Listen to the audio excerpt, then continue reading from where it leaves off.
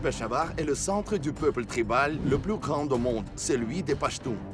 Dans les anciens textes indiens, on les appelait la tribu guerrière du Nord-Ouest.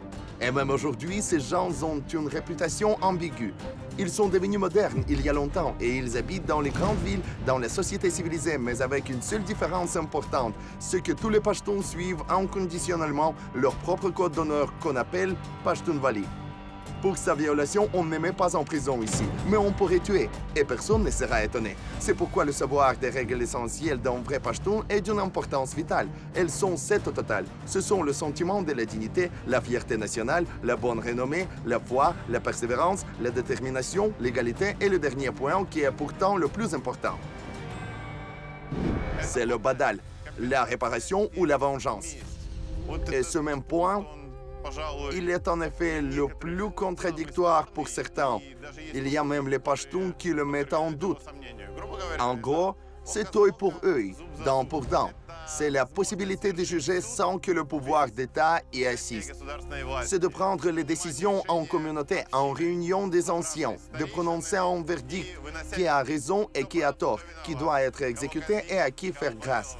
Et parfois, ce n'est pas au sang figuré, mais au sang propre, c'est-à-dire la vengeance sanglante. Elle existe. Et si Dieu nous en garde, quelqu'un d'une famille a été tué, le Conseil des Anciens peut prononcer le verdict qu'il faut tuer les membres de la famille de l'assassin. Et si Dieu nous en garde, quelqu'un a été violé, ce même Conseil des Anciens peut prendre la décision de punir le violeur ou sa famille plus vite que les tribunaux d'État officiels. Ça existe aujourd'hui de nos jours. Ce sont les règles de la vie des Pashtuns.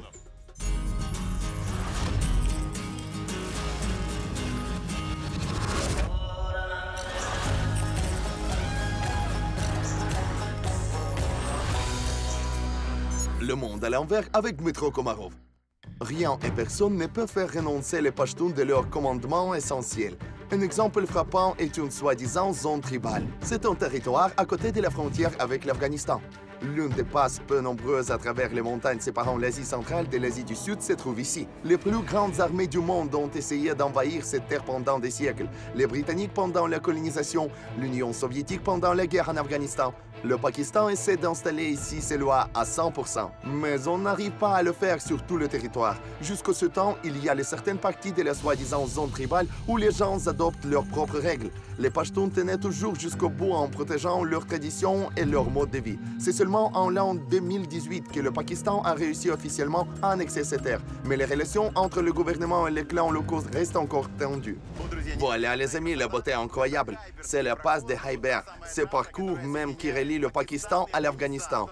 Ce parcours est d'une importance stratégique, puisqu'il relie le Pakistan à l'Iran, aux anciennes républiques soviétiques. Donc c'est un parcours de terre en Europe aussi. Des luttes intermittentes s'étaient déroulées pour ce parcours. Jusqu'à l'an 1987, l'Inde britannique occupait ce territoire de l'Inde et du Pakistan. Les Britanniques ont conquis tout le territoire de l'Inde moderne ainsi que tout le territoire du Pakistan moderne.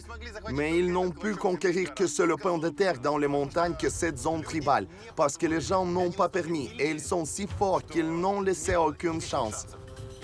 Ils étaient obligés à négocier avec la population locale, avec les tribus, pour qu'on laisse passer sur ce parcours en échange de la possibilité de vivre suivant leurs propres règles, de ne pas obéir les lois d'État, de faire leurs propres jugements tribaux.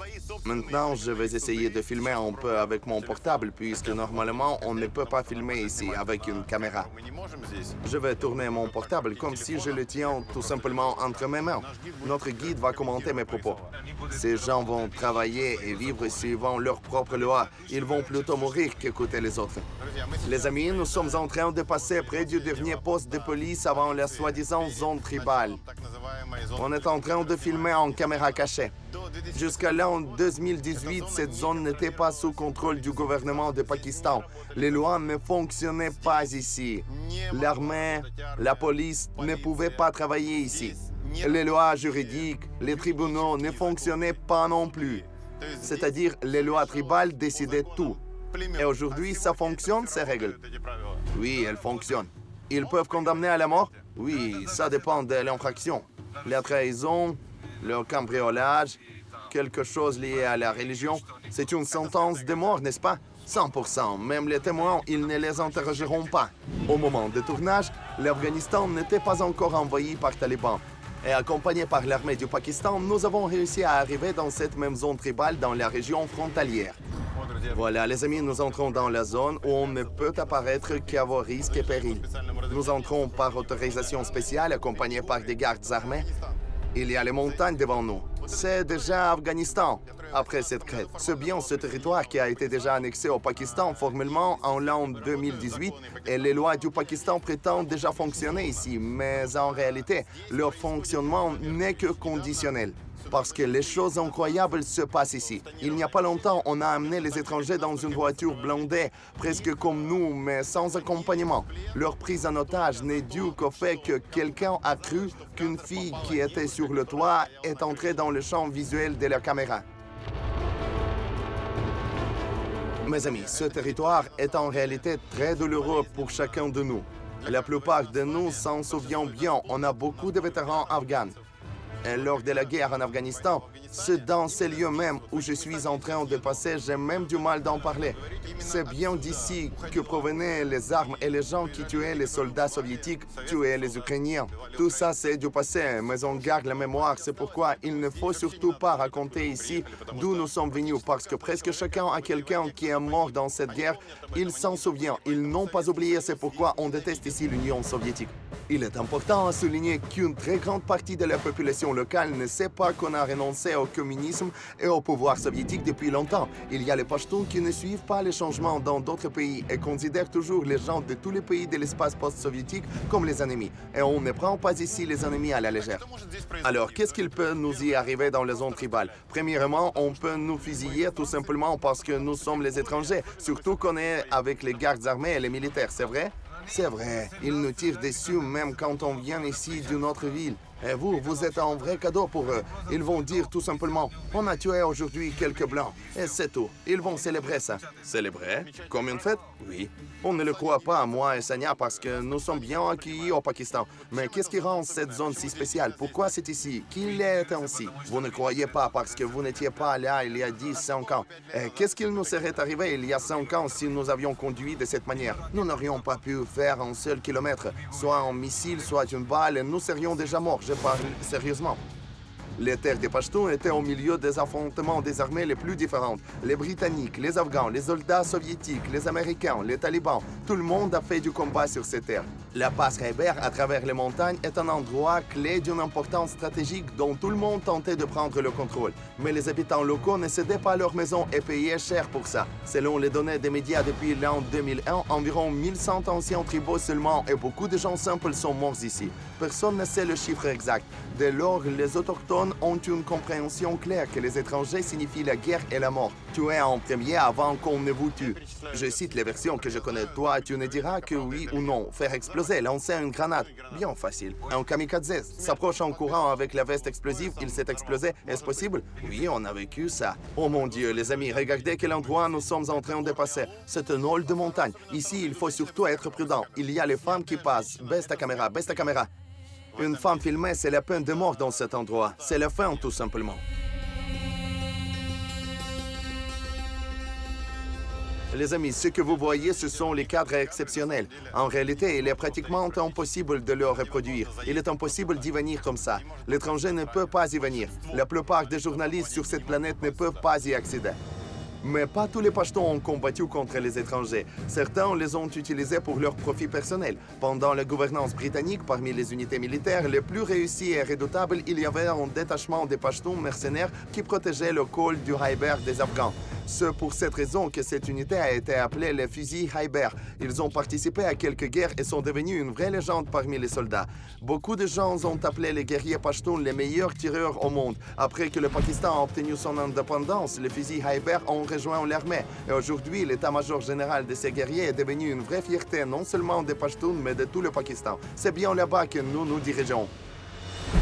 En fait, les amis, c'est un des peu nombreux ou une seule île de sécurité dans la zone tribale. On voit les montagnes là-bas, c'est Afghanistan. Et par ici, c'est le premier poste de bloc construit à l'époque des Britanniques dans la région de la zone tribale. Et aujourd'hui, c'est le musée. Les reliques uniques y sont conservées. La fierté principale de ce musée, c'est une chambre aménagée spécialement pour la princesse Diana. Quand elle est venue ici, avec la visite officielle, on lui a permis de passer la nuit dans la zone tribale et spécialement pour elle, cette chambre a été aménagée. C'est un hall. Ici, c'est déjà les meubles modernes. On n'avait pas de tels meubles au début des années 90 quand Diana est venue, mais quand elle a appris que sa chambre deviendra un musée, elle a envoyé son autographe original et le téléphone est parvenu ici de son palais. Et ça, c'est le plus intéressant. Cette chambre à coucher, ici, c'est le lit original sur lequel, en l'an 91, la princesse Diana dormait. En fait, beaucoup de présidents, de premiers ministres et de dirigeants du monde entier sont venus ici. Parce qu'on est fiers de cet endroit et on essaie de montrer que cette zone tribale est sans danger. Voilà, les amis, cette photo unique, faite le 2 novembre de l'an 1925 par le photographe américain qui, comme prévu, devrait immortaliser le lancement du premier train reliant le Pakistan à l'Afghanistan. Mais tenant compte de la technique de l'époque, du facteur humain, le photographe était en retard. Il n'a pas eu de temps de se préparer et il n'a filmé que les 2 derniers wagons. Bien qu'il était prévu que cette photo devrait représenter tout le train en toute sa splendeur. Regardez attentivement l'air que la zone tribale avait à cette époque. Nous pouvons voir cette même route d'importance stratégique. Il y a une caravane qui passe. Depuis le temps qu'on a fait cette photo, il y a presque 100 ans, on peut voir de vos propres yeux à quel point la zone tribale a changé depuis ce temps. Cette même route reste comme sur la photo, rien n'a changé. Mais la route a été asphaltée et les constructions du terrain aménagé sont devenues très denses. Vous êtes en train de voir maintenant les cadres exclusifs. On voit le passage à pied entre le Pakistan et l'Afghanistan.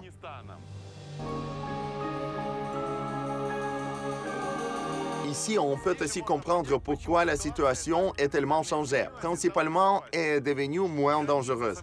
La frontière avec l'Afghanistan longe principalement les chaînes de montagnes, c'est-à-dire qu'il n'y avait pratiquement pas de frontière ici. Et les gens pouvaient faire aller-retour à pied ou à dos de chevaux ou de chameaux. À cette époque, il y avait en effet le danger mortel ici. Mais en l'an 2018, on a décidé de fermer la frontière. Et on a installé la double clôture métallique le long de toute la frontière, le long de tout le périmètre. C'est-à-dire, on a séparé le Pakistan de l'Afghanistan physiquement. Et c'est seulement après que nous, par exemple, ont eu la possibilité d'y parvenir, malgré tous ces moments dont je vous ai parlé. Mais il y a encore 5 ans, il était impossible d'imaginer que je me retrouve ici.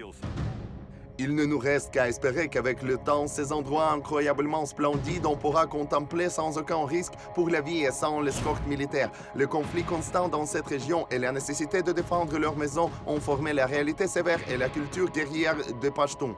La force est devenue un trait essentiel d'un homme et son arme son graal principal. On peut le ressentir même en se promenant à travers la capitale des Pashtuns, Peshawar. Entendez-vous, les amis? Selon ces coups de feu, on peut deviner où nous sommes. Vous ne croirez jamais, mais nous sommes sur la rue où il y a les ateliers familiaux pour la fabrication de tous les types d'armes fausses. Tout ce que tu veux. Un Beretta, un Glock, un Kalachnikov, on fabrique tout ça dans ces hangars. Les familles à la participation des enfants font ça et on peut falsifier ici n'importe quel type d'arme qui existe sur la planète. On fait l'arme ici uniquement pour la vente. Cette marchandise, en principe, est populaire non seulement parmi les Pashtuns, mais pratiquement dans le monde entier. Chaque année, on vend sur la planète les armes pour plus de 90 milliards de dollars par an. Et c'est selon les données officielles seulement. Il est difficile même d'imaginer combien on vend clandestinement. Aujourd'hui, on verra d'où proviennent les armes sur le marché blanc et noir. Nous allons dans une vraie usine de la mort, au cœur même de la terre des Pashtuns. Son activité principale est une fabrication légale de copies des types d'armes modernes les plus populaires. Cette tradition est apparue depuis très longtemps, depuis l'époque britannique encore.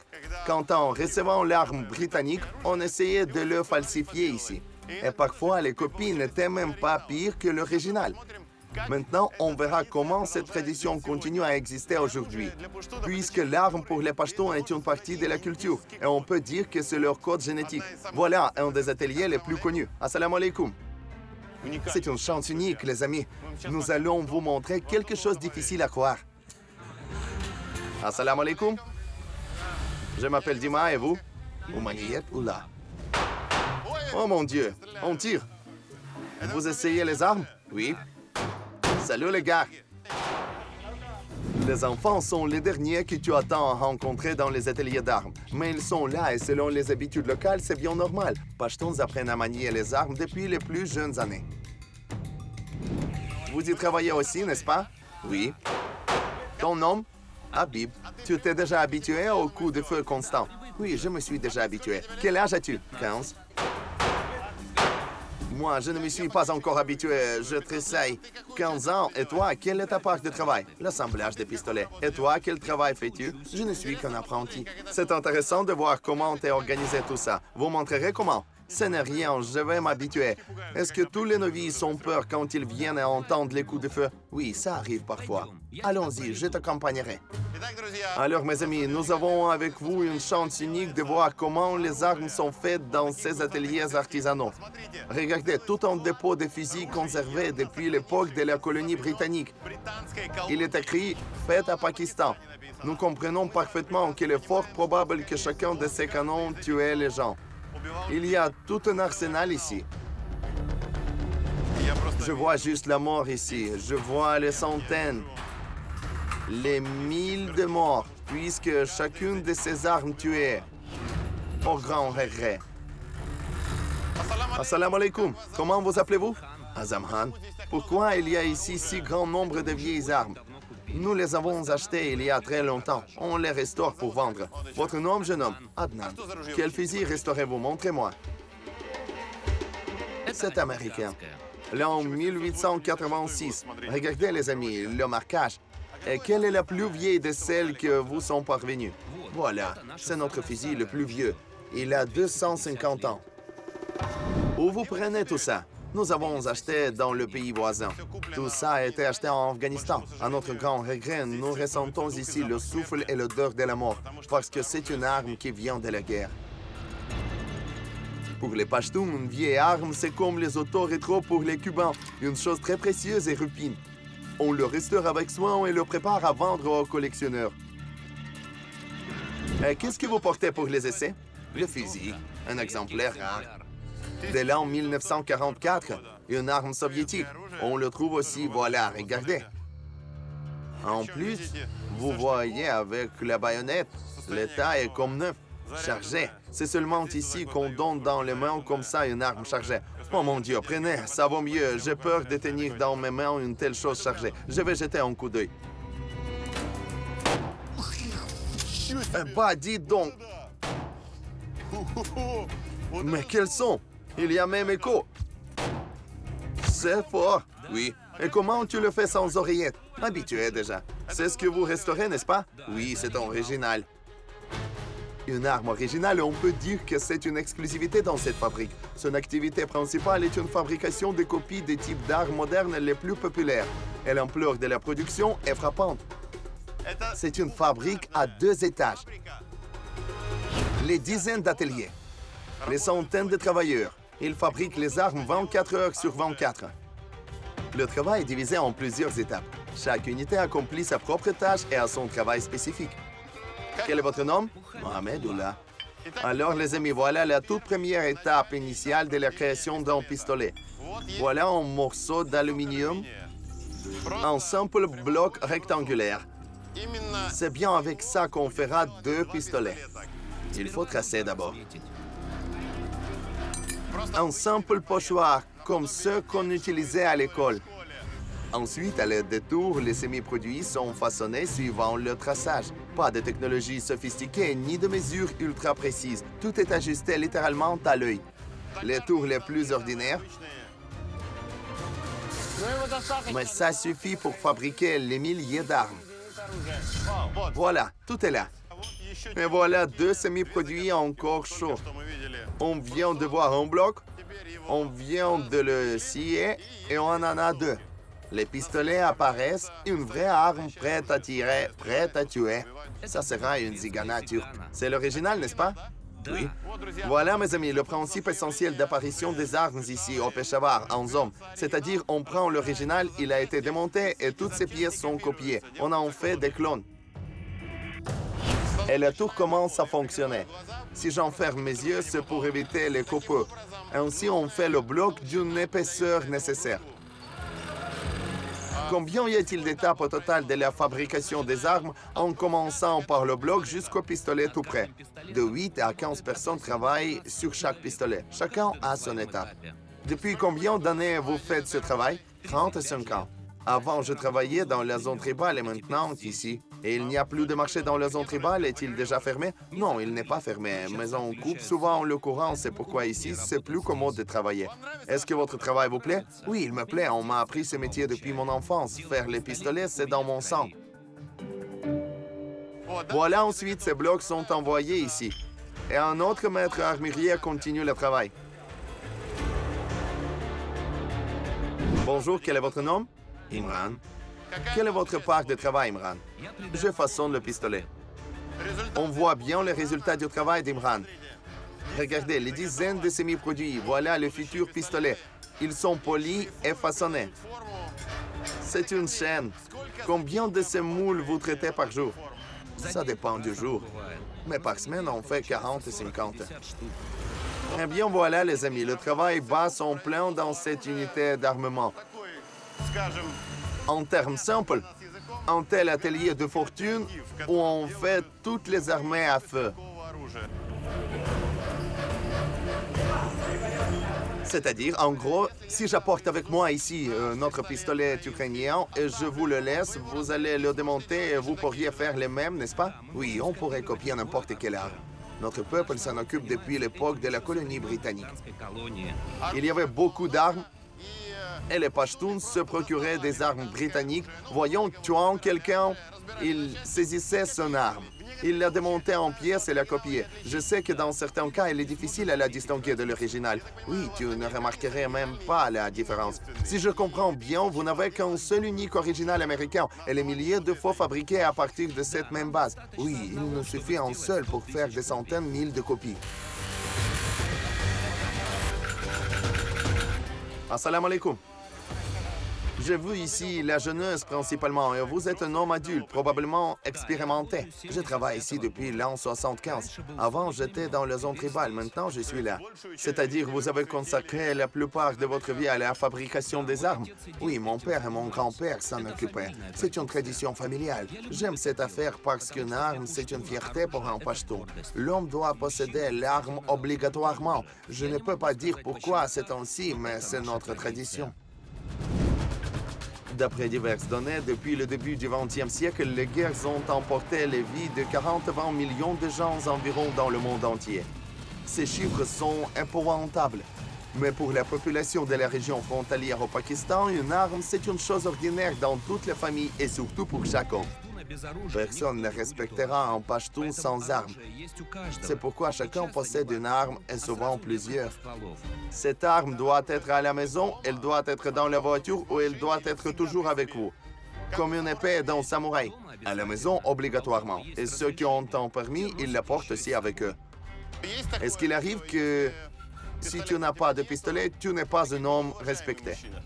Il est impossible qu'un Pashtun n'a pas d'arme. Soit c'est un pauvre, soit un riche. On possède toujours une arme.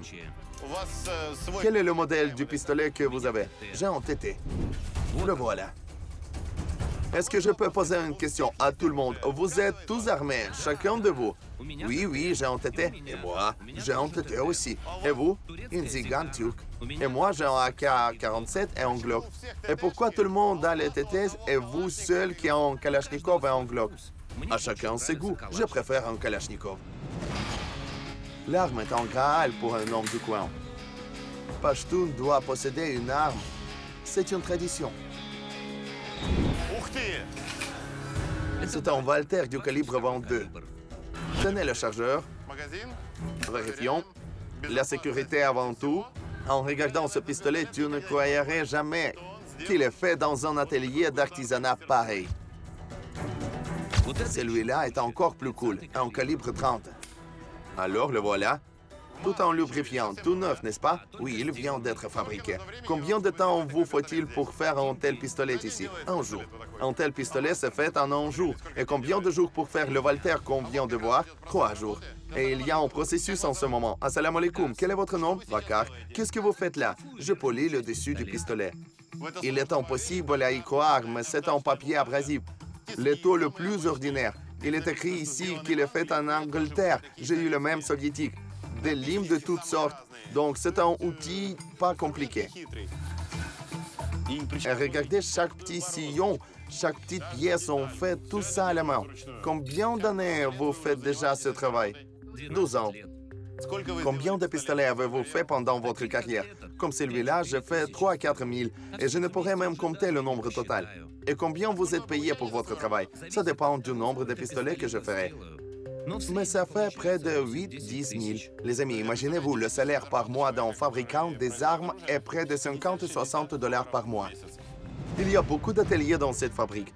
Dans chacune d'elles, l'étape du travail de fabrication des armes bat son plein. Assalamu alaikum. Alaikum assalam. Ça sera un TT?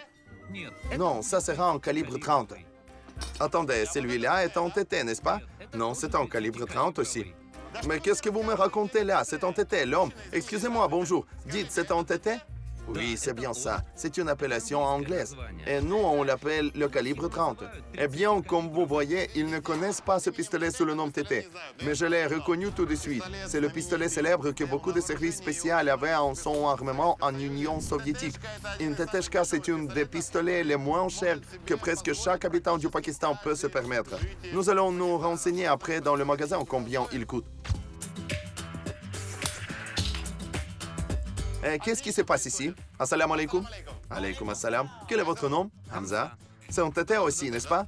Oui. Et pourquoi le TT est le plus populaire? Puisqu'il est d'une petite taille, mais il tire très fort avec une grande puissance. Regardons cette petite boîte de ces appliques en plastique. La Chine. Donc, les Chinois font ces appliques pour qu'au Pakistan, on fabrique les faux TT. Ensuite, on prend le métal et on peut en faire ici de n'importe quelle ferraille la copie complète. Oh mon Dieu, qu'est-ce qu'il tire fort! De n'importe quel pistolet sur la planète.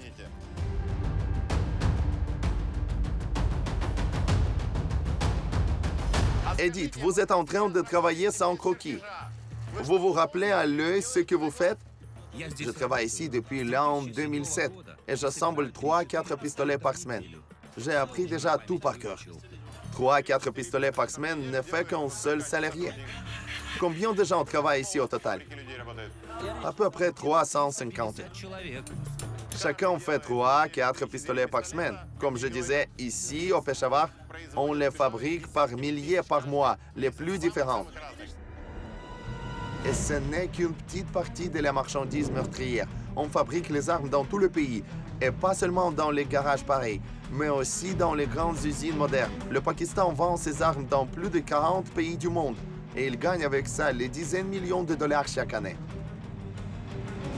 Il est difficile à dire combien il y a d'armureries au total. C'est une information secrète. Mais selon les données des organisations non gouvernementales, les puissances du Pakistan sont suffisantes pour faire ce pays le plus armé du monde. La population possède près de 44 millions d'armes les plus diverses, en commençant par les pistolets et les automates jusqu'aux mitrailleuses. Une part d'elles ne sont pas enregistrées. Pour porter l'arme au Pakistan, un homme doit obtenir le permis. Un livret comme ça, de temps en temps renouvelable. C'est-à-dire, c'est pas officiel, mais c'est simple d'obtenir le permis. Par exemple, chez nous, un homme ordinaire ne peut pas acheter un pistolet tout simplement pour autodéfense. Et chez vous, quel prétexte vous pouvez avoir? On écrit dans la demande qu'on vit dans la région dangereuse et on a besoin d'une arme pour autodéfense. Alors, en principe, aucune difficulté. Il suffit d'avoir un passeport, l'enregistrement du domicile et dire que je ressens le danger. Et c'est tout, on te donne le permis. Oui, sans problème. Chaque deuxième pachtoun porte sous son salvar-camise un pistolet. On m'a tiré dessus déjà 4 fois, mais c'était les ennemis de notre village. Donc c'était pour régler les différents courants ou bien quoi?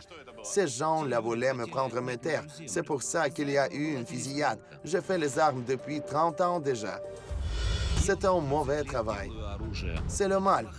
J'en suis déjà fatigué. Pourquoi, si vous savez bien que faire les armes, c'est le mal, vous les faites quand même? Vous les utilisez, vous les portez, puisque c'est notre culture et je ne sais faire que ça. On ne m'a pas appris autre chose. Et ce cercle vicieux, il ne s'arrête pas là. Même dans cette fabrique, on peut voir les enfants qui, comme leur père, au lieu des matières scolaires, apprennent ce métier horrible. Ce sont tous les salariés. Eux aussi, ils effectuent tous les travaux. Il se passe quelque chose d'intéressant ici. Assalamu alaikum. Alaikum assalam. Qu'est-ce que vous faites? J'assemble les chargeurs pour un M16. Et les balles, on les fait ici ou pas? Non, alors. La production est dispersée dans tout le pays, non seulement ici. Fantastique. Je ne pouvais même pas imaginer qu'on peut faire les cartouches américaines ainsi dans les conditions artisanales. Et c'est là qu'on emballe les chargeurs. Et vous voyez, on peut voir ici tout un sac. Voilà. Combien vous gagnez ici par mois? 22 000. C'est à peu près 130 billets verts. Il vous suffit pour la vie? Non, ça ne suffit pas, bien sûr. J'ai 5 enfants et une femme. Mais que faire? On se débrouille. Que Dieu vous garde, qu'Allah vous garde. Les amis, j'ai de forts sentiments mélangés. Il est trop triste de voir tout ça. C'est une fabrique de la mort. C'est une fabrique où les gens, pour nourrir leurs enfants et gagnant 50, 100, 150 $ par mois, font chaque jour ce que portent les tragédies, le malheur, les meurtres, la mort. C'est un cauchemar. Curieusement, le processus de création des armes est assez simple. Pas besoin de technologie high-tech. Nous nous approchons des unités de l'étape finale de la production. Voilà, mes amis, après que dans l'atelier, les maîtres armuriers ont fait à la main toutes les pièces, le revêtement extérieur est peint pour que le pistolet soit beau.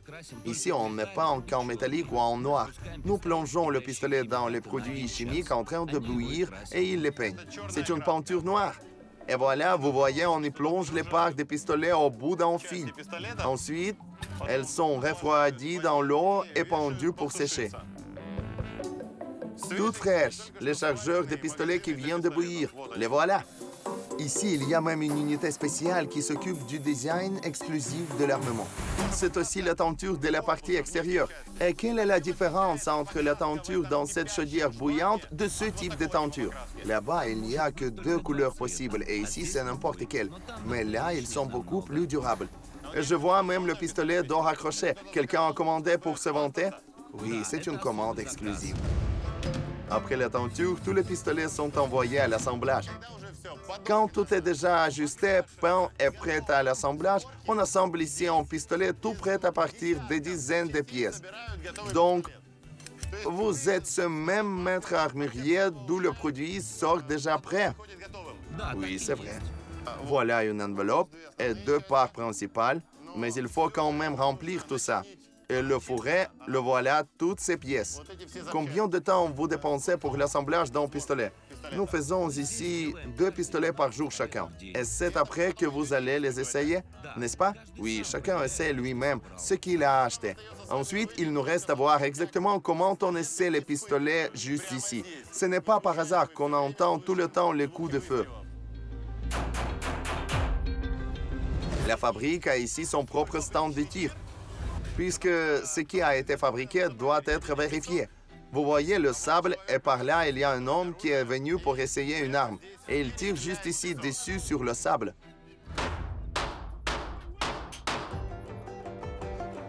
Oh, c'est fort. Ça marche bien? Excellent. Maintenant, je vais vérifier le mien. Et voilà maintenant un essai suivant. C'est un homme qu'on connaît déjà. Oh, que c'est fort. Et ces coups de feu ont lieu ici chaque jour. Tu passes à 1 kilomètre d'ici et tu entends le feu. Voilà, il y a encore un étui tout chaud. Eh bien voilà les amis, ce sont réalités du Pakistan. C'est la vie quotidienne du Peshawar. C'est ainsi qu'on fabrique et copie. On essaie tout type d'armes.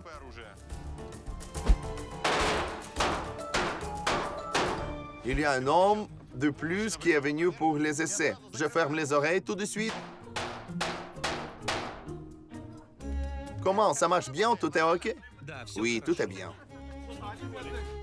Et vous voyez, il ne s'arrête même pas. C'est un flux de travail. C'est-à-dire, il s'approche, a bien tiré un chargeur et s'est enfui. Et le directeur observe toujours le processus personnellement. Bonjour. Alors, on ajuste pendant la fabrication, n'est-ce pas? Oui, c'est pour qu'on soit sûr que le pistolet fonctionne à 100% et que le client n'aura pas de problème avec ça. Les clients principaux, qui sont-ils? Ce sont les magasins d'armes? Nos clients principaux, ce sont les magasins qui vendent officiellement les armes au Pakistan. Parfois, ce sont les sociétés internationales qui font la commande, par exemple, pour vendre au Liban, en Italie ou en Afrique du Sud. Quand le pistolet était prêt, il est enveloppé dans un sachet, entouré d'un élastique avec le chargeur et on fait même l'inscription. Fait en Chine, en Moser pourtant. Bien que c'est entêté et il est fait au Pakistan. C'est comme ça qu'on l'envoie dans les magasins, n'est-ce pas, ensuite? Oui, prêt à la vente. On quitte la fabrique d'armes et on va chercher les marchandises des artisans au marché prochain. C'est seulement chez les Pashtuns d'aller au marché signifie non seulement d'acheter à manger, mais aussi d'acheter une nouvelle arme.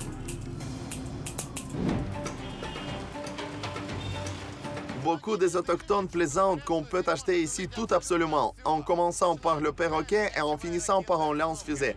Mais dans chaque blague, il y a une partie de la blague. Nous sommes maintenant au marché bien extraordinaire. Voilà, regardez attentivement ces images. C'est un marché d'armes. Oui, un marché où on ne vend que les armes. Ici, il y a des dizaines de magasins où on peut acheter absolument tout en commençant par les bien connus pistolets Makarov, les TT. Et si on achète sous le comptoir discrètement, on pourrait y trouver les armes sans pareil. Mais cette rue et ce marché d'armes sont loin d'être uniques ici.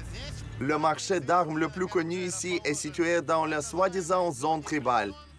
Formellement, il est déjà interdit, mais en réalité, il fonctionne encore.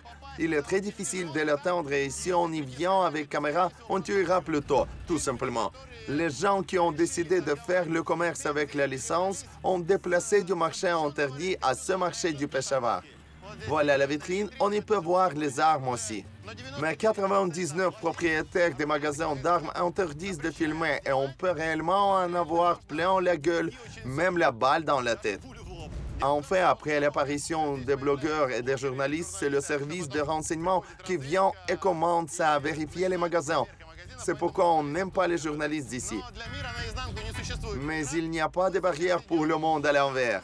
On est en train de diriger nos pas vers l'armurier le plus connu de la ville, un homme qui s'occupe de la fabrication d'armes depuis plusieurs générations déjà et de la vente sur ce marché.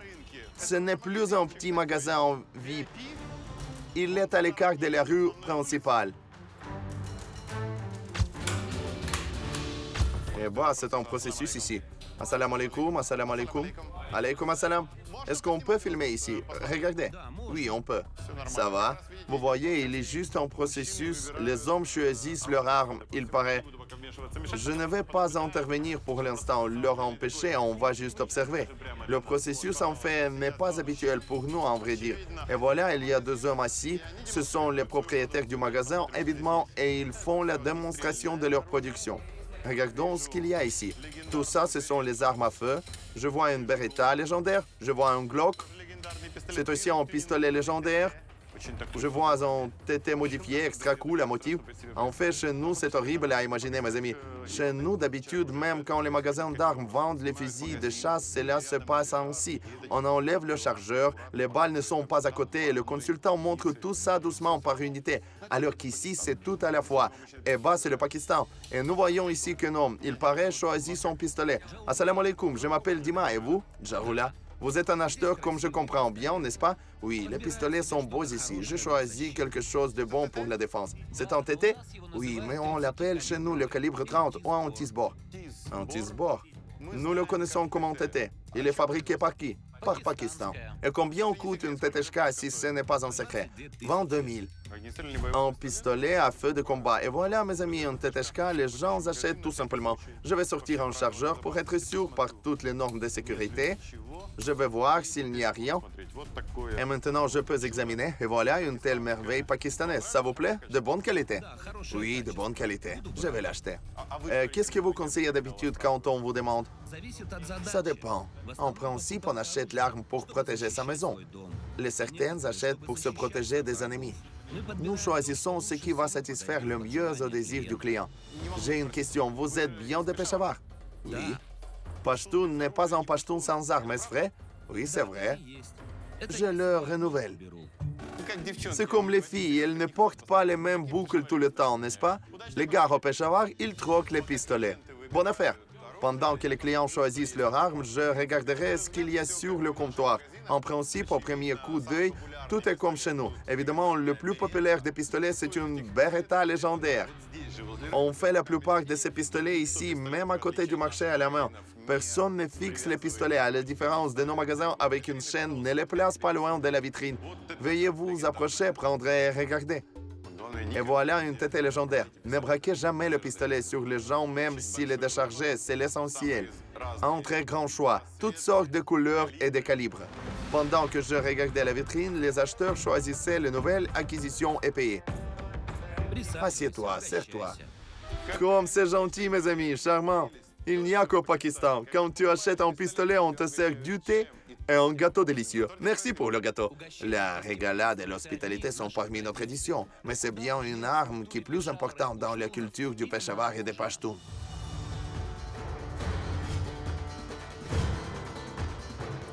Cette tradition date de milliers d'années. Nos ancêtres maniaient d'abord des épées, ensuite ils les ont remplacées par les fusils. Ensuite, ils ont pris les automates et les pistolets modernes. Votre pistolet préféré? Je préfère une Beretta FS 92. La voilà. Elle a une détente très douce et une sûreté très fiable. Pas de chargeur? On a vérifié? C'est une Beretta faite par vos propres mains? Oui, tous les pistolets ici sont faits par moi-même. La Beretta a été élaborée aux années 70 par les Italiens. Si on met à côté votre Beretta et italienne, un Italien, on verra la différence. J'ai comparé moi-même ce pistolet et son original. J'ai tiré des deux. L'original s'est enrayé au 65e cartouche et le mien a tiré toutes les 100. Mes amis, depuis l'an 1985 jusqu'au l'an 1945, les États-Unis ont acheté, en gros pour les divers services paramilitaires, plus de millions de tels Beretta. En principe, c'est un des pistolets le plus reconnu et populaire dans le monde. Il est utilisé par la police, les militaires et les commandos dans beaucoup de pays.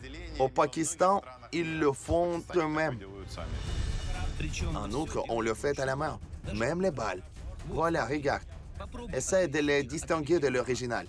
Attendez, en Beretta original, on utilise une cartouche de 9 mm, de 9 à 19, un parabellum bien connu. Vous voulez dire que vous faites ces cartouches vous-même?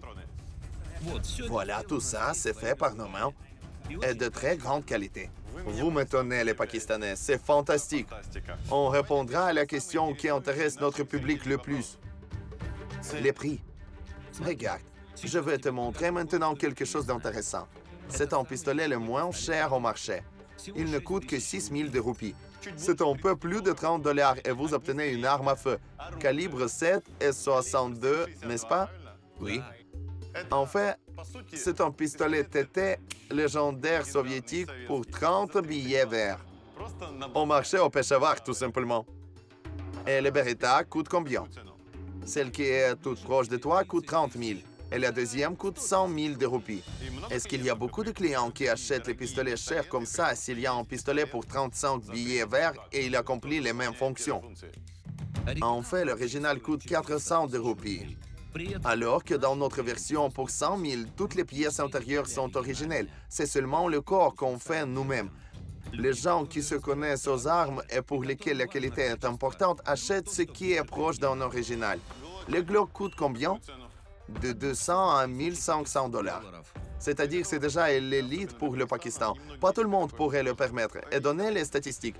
Quels pistolets on achète le plus? Par exemple, dans votre magasin, les Pashtuns qui tiennent à soutenir leur culture. On achète le plus souvent les pistolets qui coûtent de 6 à 20 000 roupies. C'est-à-dire ce pistolet qui est le moins cher et le plus populaire pour 6 000? Oui, cela est dû au fait qu'on utilise le canon des vieux Kalachnikov originels. On le coupe en morceaux et on le met dans ces pistolets. Ils deviennent pas chers et fiables en même temps. Et comment arriver à ce prix bas? 35 $ pour un pistolet. Vous le faites à partir de quoi? D'après ce qu'on écrit dans l'Internet, on utilise n'importe quel métal. Ça peut être une ferraille, tout simplement. Tout ce qu'on peut refondre et utiliser pour la fabrication d'armes. En fait, c'est ainsi, vous avez votre propre atelier. Le métal, on l'achète dans les usines. C'est lui dont on a besoin. On le refond et on fabrique les armes. Mais pour obtenir la même qualité comme la nôtre, il faut apprendre beaucoup ce métier. Voilà, c'est mon maître. Il n'est plus de ce monde.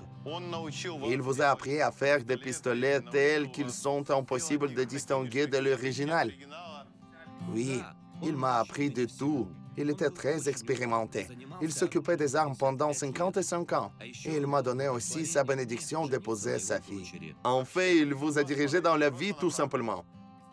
Quand on était enfant et on travaillait dans sa fabrique d'armes, il a dit « Je donnerai le prix au meilleur de 300 apprentis. » 2 ans avant sa mort, il m'a appelé et il a dit que j'étais son meilleur apprenti et c'est le temps de recevoir le prix.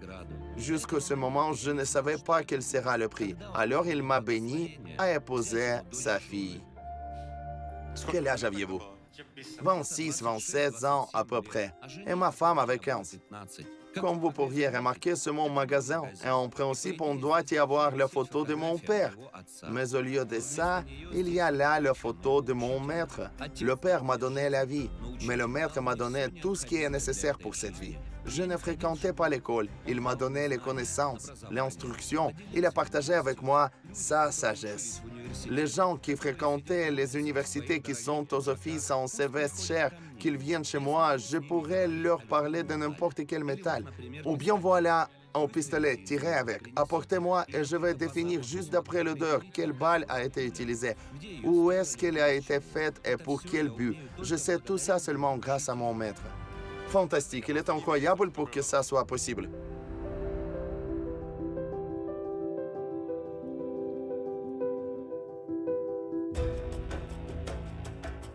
Vous n'avez jamais prononcé le mot Kalachnikov et je vois des cartouches sur la table qui ressemblent à celles du Kalachnikov. Oui, c'est bien elle. Il y a là-bas mon Kalachnikov personnel accroché. Il ne se vend pas. Ce n'est que pour contempler pour les invités. Je montrerai maintenant. C'est une arme très dangereuse. Attention, regarde comment je tiens mon doigt. Quand tu le prends dans tes mains, ne tiens ton doigt qu'ainsi. Un automate le plus populaire du monde. Sa balle atteint jusqu'à 800 mètres. En régime automatique, il lance 30 balles par 2 secondes et demie. Et si que Dieu nous garde, le doigt glissera et appuyera tout d'un coup la détente, ça fera 12 balles à la fois par un seul mouvement imprudent. Il ne faut pas l'oublier. Prenez, s'il vous plaît. Tenez. Je crois qu'il ne faut pas garder le Kalachnikov à la maison.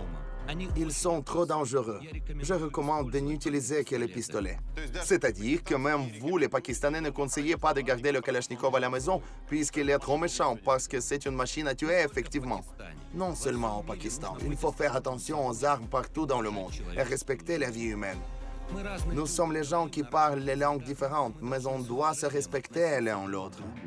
Les paroles d'or, surtout que vous savez, il est inhabituel et très touchant jusqu'aux larmes d'entendre ça dans un magasin d'armes qui est tout entouré des armes modernes mortelles et vous parlez d'amour et dites qu'il faut vivre en paix. J'avais un moment dans ma vie quand mon petit-fils avait besoin d'aide. Il était à l'hôpital.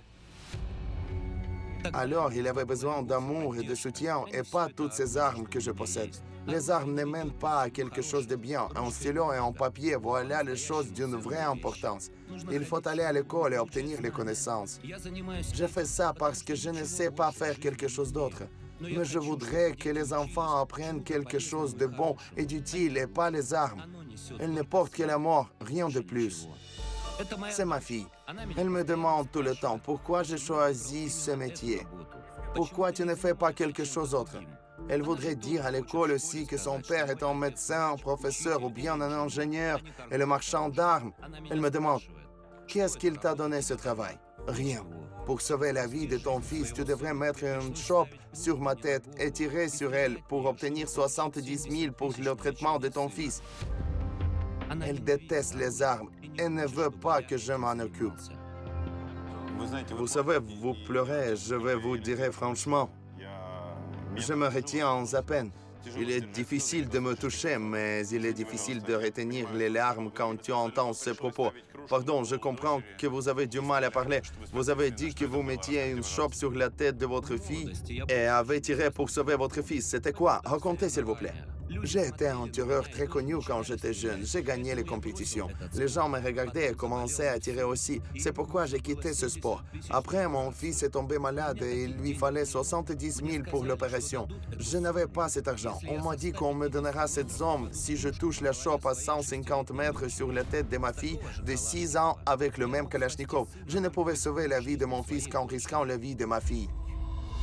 Mes amis, c'est un cauchemar. Il a dû mettre la chope et tirer à 150 mètres avec Kalachnikov dans sa propre fille. Et comprendre qu'on ratait ce coup, c'est trop facile avec Kalachnikov. Et qu'est-ce que vous ressentiez quand vous avez ciblé cette chope et voyez votre fille? Impossible d'imaginer.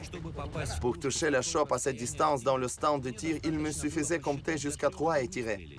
Mais quand ma fille était là, je comptais jusqu'à 70. Mes mains tremblaient. Je ne pouvais pas me concentrer.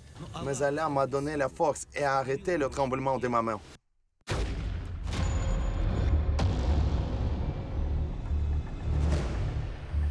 Je peux tirer et j'atteins le but précisément.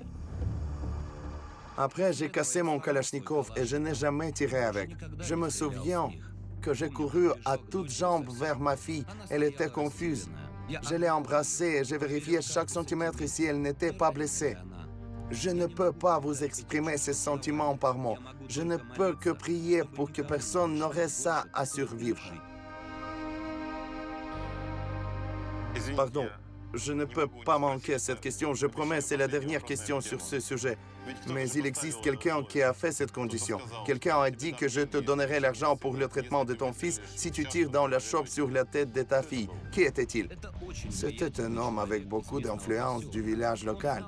Il savait que je tire très bien et il a parié avec un homme de sa connaissance que je pourrais atteindre cette cible.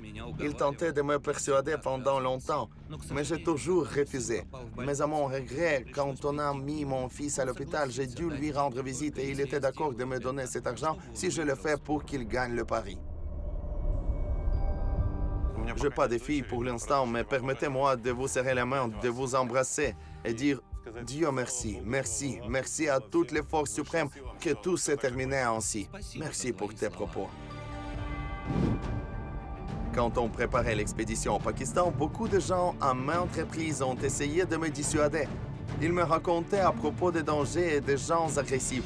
Mais ce jour-là a montré que même malgré l'abondance des armes, ce ne sont que les stéréotypes formés des actualités et du bavardage dans Internet. Malgré l'armement total de la population, la réalité est complètement différente ici. Beaucoup de gens armés sont devenus pratiquement nos amis pendant l'expédition et derrière une masque d'un marchand d'armes célèbre, j'ai pu voir un homme très sensible, avec un bon cœur, un père affectueux.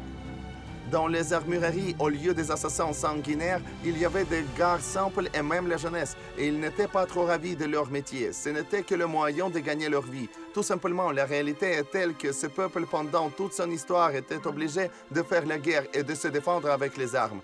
Ayant appris le dessous de la fabrication d'armes fermées pour les médias, j'ai vu les Pashtuns totalement différents. Ils n'ont pas du tout l'honneur du titre d'un peuple le plus guerrier au monde et rêvent de vivre en paix. Ils portent les armes, mais ils rêvent pour qu'elles ne tuent pas. Il reste à espérer que la génération suivante des Pashtuns ne sera pas obligée d'apprendre les connaissances de leur père en armement et les tas de ferrailles qui se sont transformés sous nos yeux en pistolets ne tireront jamais sur un homme et ne seront qu'un objet de la fierté des gars locaux qui, selon les traditions, doivent être armés. Notre expédition au Pakistan se termine. Nous avons passé dans ce pays 5 mois et l'ont découvert totalement différent. Nous avons brisé tous les stéréotypes. Ce n'est pas du tout la terre des terroristes et des dangers, comme on dit dans les médias, mais une maison de gens incroyables. Super! De merveilles! Des découvertes! Nous sommes à l'endroit où, selon la légende, Noé accrocha son arche, et de l'histoire millénaire. C'est un turban d'un prophète Mohammed. La terre d'une splendeur fantastique où il y a en même temps et les plus hautes montagnes et le désert et l'océan. Où, sous nos propres yeux, la nature créait des merveilles et les gens créaient l'histoire. Plus de 2,5 millions d'exemplaires du Coran. où malgré les lois conservatrices et les gens simples ont une vie heureuse.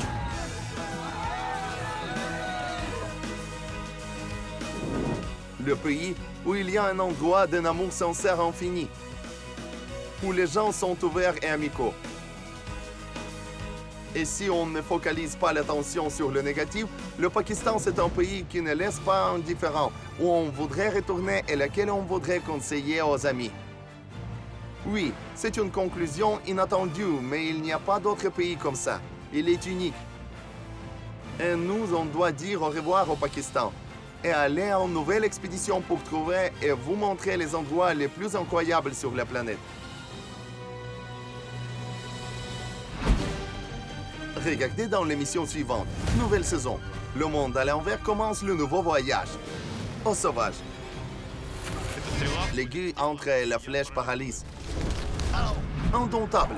Le taureau est là. Je n'ai pas remarqué comment je me suis retrouvé sur cet arbre. Choquant. Il est assis tout simplement et mange le singe tout cru. Équateur.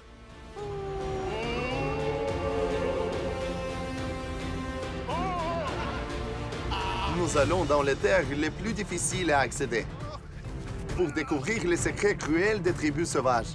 Jusqu'à ce jour, le meurtre est une norme. Je l'ai pointé tout simplement et c'est tout. Éprouver soi-même sur les pentes d'un volcan. Il est important de ne pas manquer le moment quand il sera trop tard. Lancer un défi au stéréotype avec un modèle unique. Es-tu prête? Si. On sera toujours l'un à côté d'autre. Et comprendre comment on vit dans un pays où la limite entre le mal et le bien est effacée. Oh mon Dieu, c'est du vrai. Je tiens la tête humaine entre les mains. Bienvenue dans le monde des contrastes éclatants et délirants de l'Équateur.